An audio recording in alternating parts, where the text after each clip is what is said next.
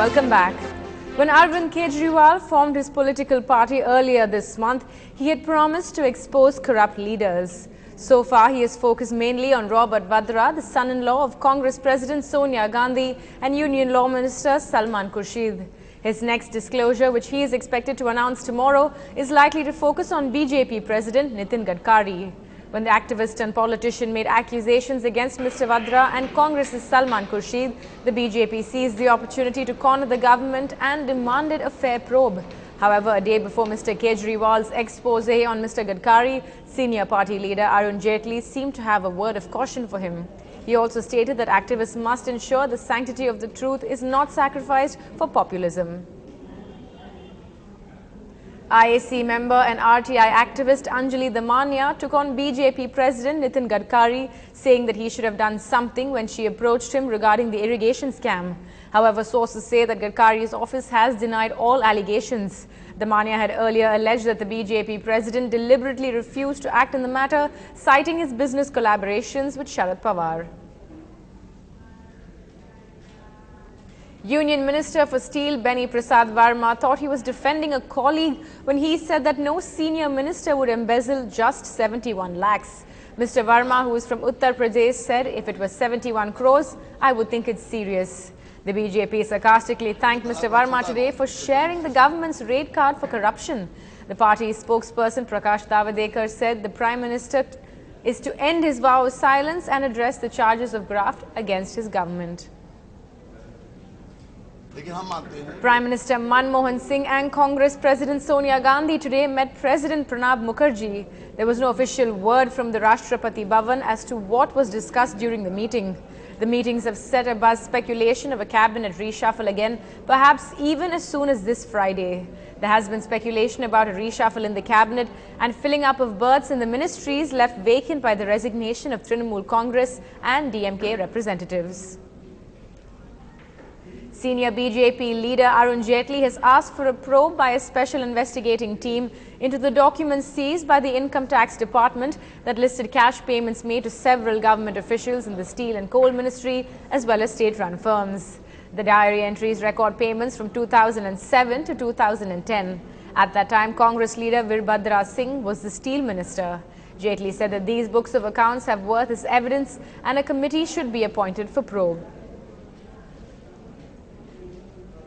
Deputy Chairman of India's Planning Commission, Montek Singh Ahluwalia, downplayed the IMF's forecast, which has cut down country's 2012 growth rate to 4.9%. The IMF sharply cut India's economic growth forecast for 2012 to 4.9% from earlier projection of 6.1% growth. Ahluwalia said the measurement of the GDP used by IMF was statistically wrong. GDP at market prices is just GDP at factor cost plus taxes minus subsidies, right? So because of the big increase in subsidies, the GDP at market cost was depressed, okay? But I think this increase in subsidies was simply because subsidies that were due earlier were paid in that year. I don't believe that there was a change in the structure of subsidies. So I think there's a bit of a statistical problem. I believe that the growth rate is around 5.5%, and I don't believe that for the year as a whole 4.9 is reasonable, because that would imply that the economy will further decelerate. I don't think it will, and I don't think the IMF was aware of the fact that there is this little... The Supreme Court has lifted the ban on tiger tourism in coast sanctuary areas. The court said that the guidelines submitted by Project Tiger must be followed. The court had banned tiger tourism in co-breeding areas in July of 2012, but the Environment Ministry recommended lifting the ban and allowing tourism in 20% of the area and asking the resort owners to pay a conservation fee.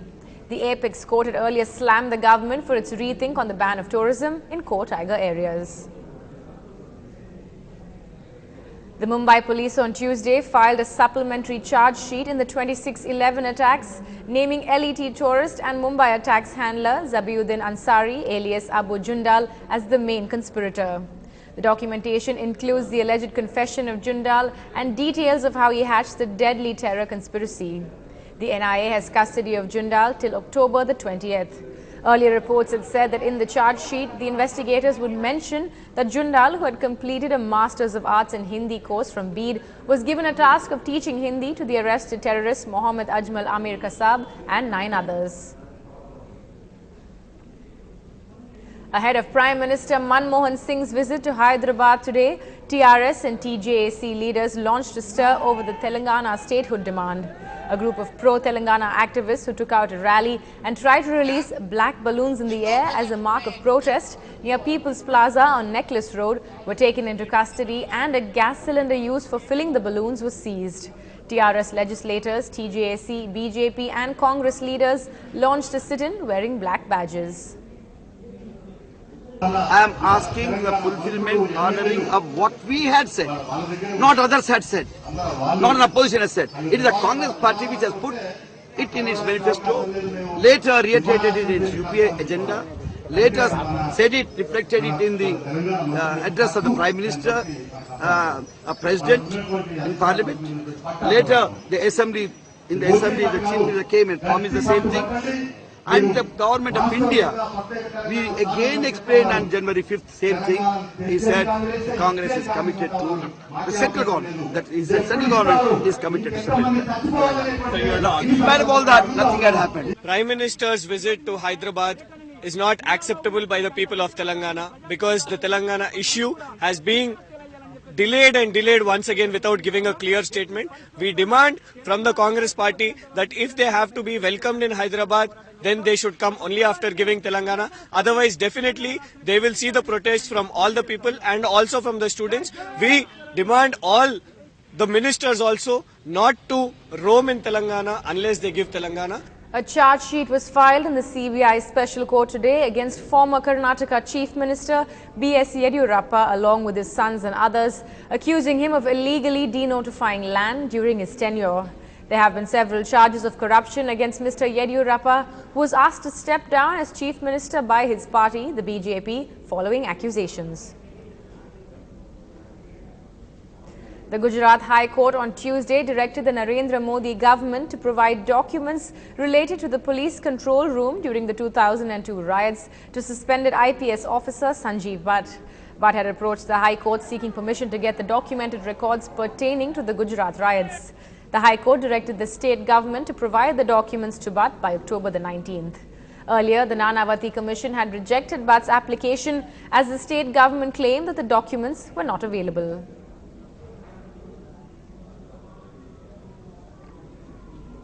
The Hyderabad Sholapur Falaknuma passenger express caught fire in Karnataka, leaving at least 2 people dead and 7 others injured. The train caught fire at the Gulbarga railway station in North Karnataka. 2 coaches of the train were gutted in the process. The fire was brought under control as the train was stationary when it caught fire. Some passengers were stuck inside the coaches that caught fire. Railway officials are trying to find the cause of the fire, which is not yet clear. More news coming your way in sports and entertainment after this break.